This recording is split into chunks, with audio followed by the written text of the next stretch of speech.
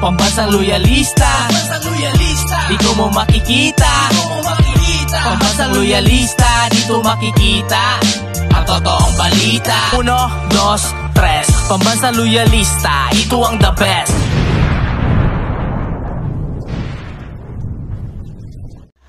Masayang araw po, mga ka-PL. Ngiting tagumpay na naman si BP Sara.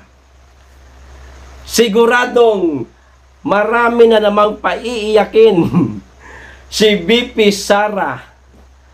Nangunguna si Senator Risa Hontiveros na inggit sa malaking confidential fund ni BP Sara. Senator Risa, walang talaba. Lahat ng banat mo kay BP Sara, wa effect. Ang buong balita, mga ka-PL. O ito po, basahin ko. Pero bago ko po simulan, magkikisuyo sa mga hindi pa po nakasubscribe.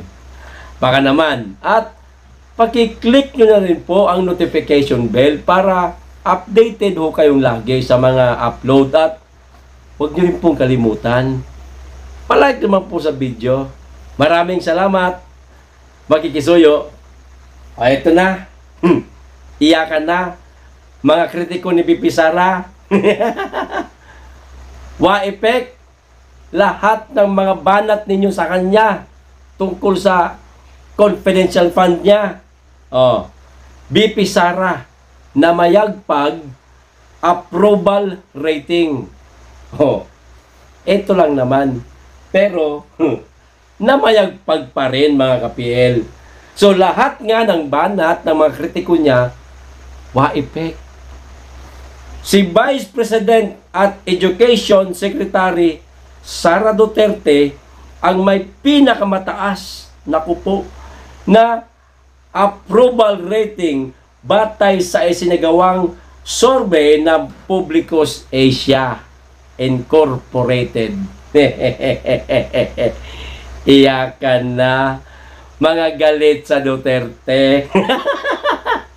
Mga vlogger na ayaw sa Duterte. Pasensya na, ha. Ito po ang totoong balita. Binabasa ko lang po. Sa mga may ayaw po sa mga Duterte, ngayon pa lang,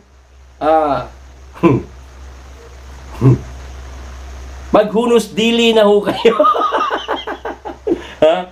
Wag ho kayong banat ng banat dahil dadating po ang araw magiging presidente ho siya ng bansa. Ayaw nyo mat gusto, mangyayari ho yan. Pasensyahan na lang po tayo. Sa bagay, may kanya-kanya man po tayong desisyon. Kung ayaw nyo, karapatan nyo po yan. Pero siyempre, kami mga taga-suporta niya, ngiting tagumpay rin. O eto ba? Sa non-commission survey na isinagawa noong Setyembre 7 hanggang 12 na may 1,500 respondent, si Duterte ay nakapagtala ng 52% approval rating kumpara sa 45% ni Pangulong Ferdinand Marcos Jr. Oo, aminin natin, mga ka-PL, silang dalawa, bumaba po ang kanilang approval rating at ang trust rating. Ganun naman talaga ang survey. Ngayon mataas ka, sa susunod na buwan mababa ka, tapos tataas ulit, tataas, at babalik na naman sa baba. Kasi dahil po ito sa mga pangyayaring hindi po natin maiwasan. Tulad ng alin? Pagmahal ng presyo ng bilihin sa pang-agrikultura na produkto. Ganun talaga ang mga kababayan natin. Agad-agad hinuhusgahan ang mga namumuno sa ating bansa. Karapatan po nila yan. Pero isa lang ang masasabi ko. Ang Pangulo at ang pangalawang Pangulo hindi ho nagpapabaya.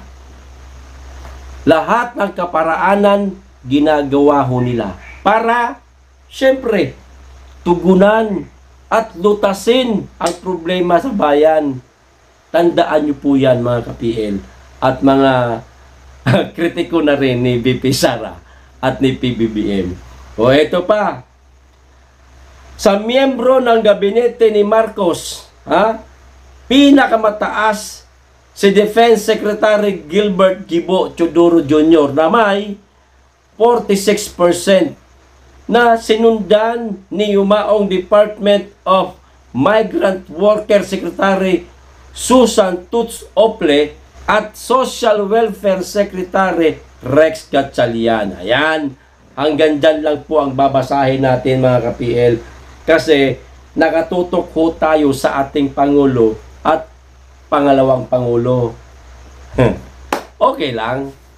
Kahit na bahagyang bumaba ang kanilang approval rating at trust rating, ang importante, di hamak na mas marami pa rin po ang nagtitiwala at nagbibigay suporta sa ating Pangulo at sa ating pangalawang Pangulo. Ayos! Yung mga kritiko ni VP Sara, Senator Risa, ang tindi ng palitan ninyo ni VP Sara. Napakarami mong post sa iyong social media tungkol kay VP Sara. Kulang na lang siraan mo siya. Pero, anyari, walay. Manahimik ka na kasi. Gumawa ka na lang ng batas. Makatulong ka man lang sa administrasyong ito. Tagal mo na dyan sa Senado. Wala akong matandaan na meron kang batas na maganda na naipasa na ngayon pinakikinabangan ng ating mga kababayan. Pero kung meron man, sorry. Pero kung wala, sorry na lang sa amin din. Kasi wala kang pakinabang sa amin. O diba, mga PL? Ayos! Tuloy-tuloy po ang pamamayagpag ng ating pangalawang Pangulo at syempre, ng ating Pangulo na rin. Okay? O, isang tabi na po natin yung tungkol sa approval at trust rating ng ating Pangulo at ng ating pangalawang Pangulo. Dito naman po tayo kay Agot Isidro.